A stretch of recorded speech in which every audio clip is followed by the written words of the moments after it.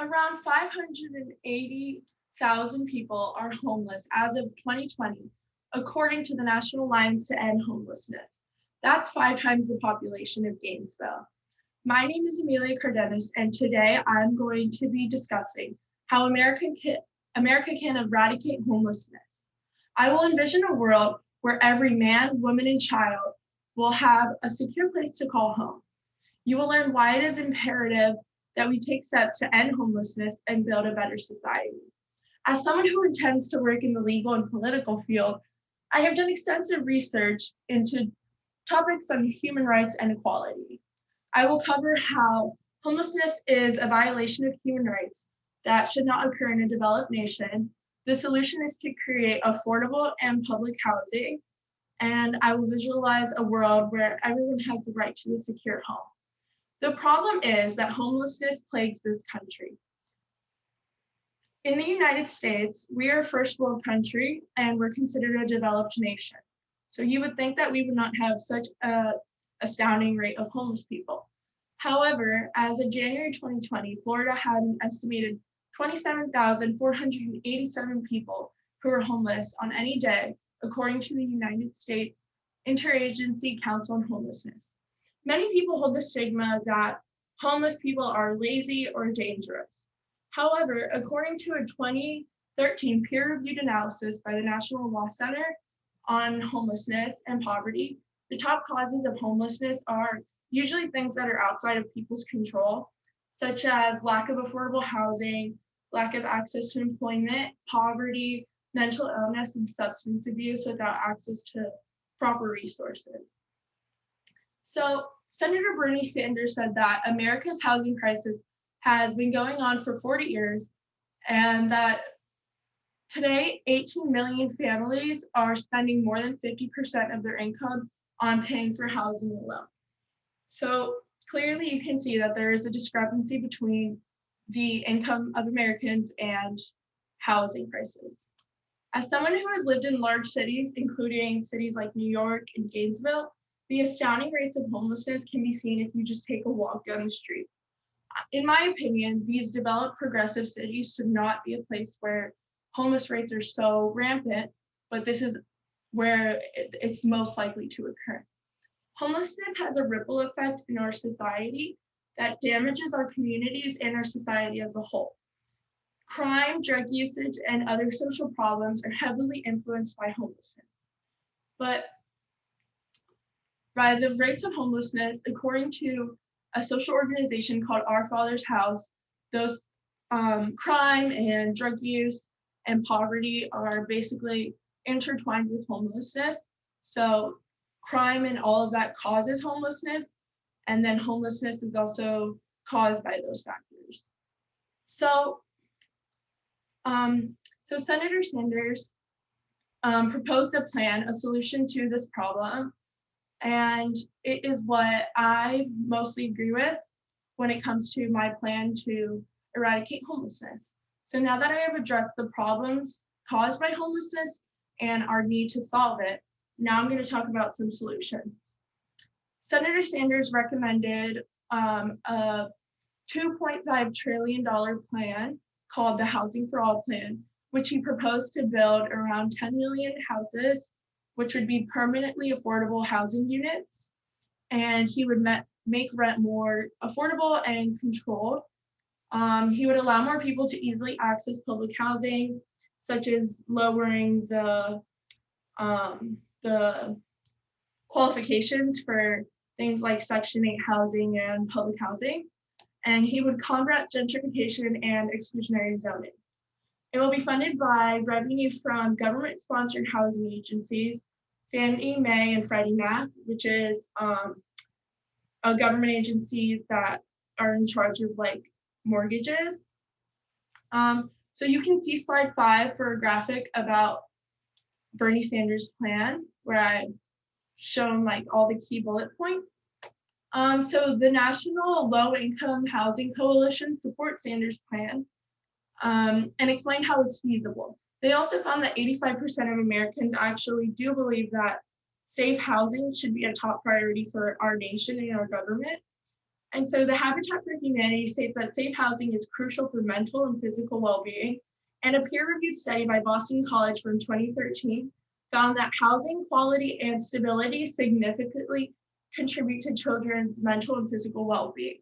In other words, a child who grows up in an unstable and like unsecure housing situation will have to deal with those mental and physical consequences for the rest of their life. So the opposition will argue that this country cannot afford this and it's just too partisan to work. And an opinion article from The Atlantic argued that the projects as they are known, which is the term for public housing in large cities, actually became more violent and dangerous than like the slum areas that they were meant to replace. And so I believe that this is not true because the alternative is actual slums such as Skid Row in California. And I'm pretty sure that most of the people who live on Skid Row would much rather be sleeping in public housing than like in a tent. So contrary to the opinion article, I also believe that humanity and empathy are not limited to one political party. And so I don't think this is too partisan to work because I believe it really comes down to like compassion and empathy. So a world without homelessness is more attainable than you might think. First, let's visualize a world without any action on fixing homelessness. A 2021 peer-reviewed study from the Economic Roundtable found that the number of homeless people will only increase and sectors of the job market will become more at risk of declining and workers will find themselves more likely to become or they will become homeless, including restaurant employees, beauty and salon workers, seasonal workers, and others who don't necessarily have like as sustainable as a job as other people might. So they're all considered like the thin edge of the economy, according to this article. And as the economy recovers from the pandemic, they will be the most at risk for homelessness. So now let's imagine a world where nobody has to sleep outside in tent bags or in shelters or anything like that. In some countries like Finland and Japan, this is already a reality. So why is the USA not also capable of this? In an interview with the BBC, one man in Finland says his life was saved by the policies that his country enacted. After spending 18 years in an orphanage, he found himself homeless after he was forced to leave his orphanage and he had nowhere to go, no money, and he quickly became homeless and he ended up becoming an alcoholic and his life was just on a downward spiral until he was able to get an apartment from public housing. Japan also has a 0.003% homeless rate, and according to the Bergen magazine, this is because of the mental health systems, the strict drug laws, and there's housing options. And so America is known as a country of opportunity and freedom. So to me, I think that our country should prioritize human rights, which I think includes giving everyone a fair and safe housing. So as this speech is ending, I hope you agree with me. And just doing a few things in your day can really impact people's lives, such as donating to a local shelter or call your politicians and urge them to support public housing. You can write to them, you can call, you can email, and just kind of let people in government know that this is a policy that many people support. And so I care about this topic because I feel it's imperative to take action if you see others suffering.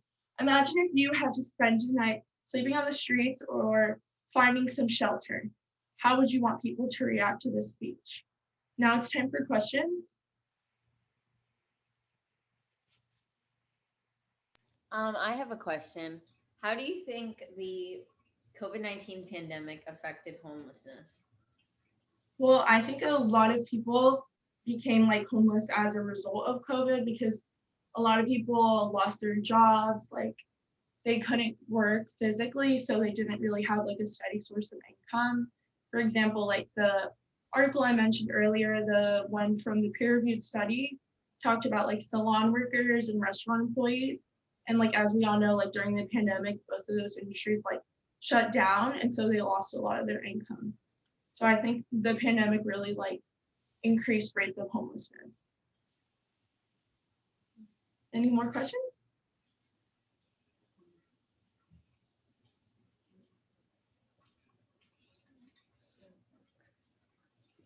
No? Okay, so how do you guys feel about Bernie Sanders' plan? Do you have any questions about that?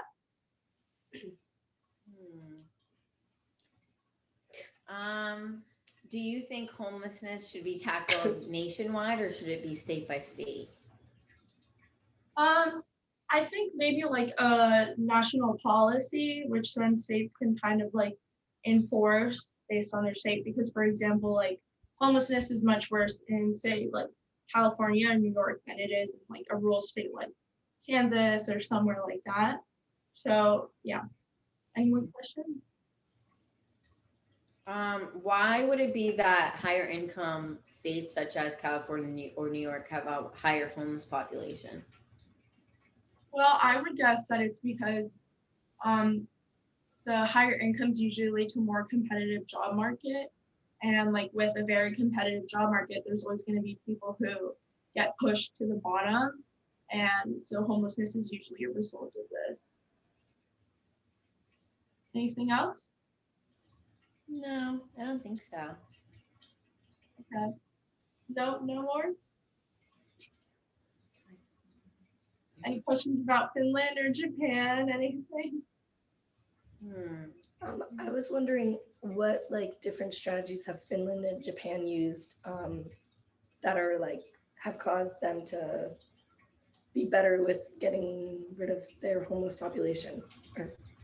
Well, they've just really focused on like making public housing like available and also not having like requirements for it. Like you don't necessarily have to be like a single mother of 5 or like something like a very extreme case to receive public housing. And they've also tackled some like the root issues like drug addiction and mental health. All right, I guess that's all. Thank you. Thank you.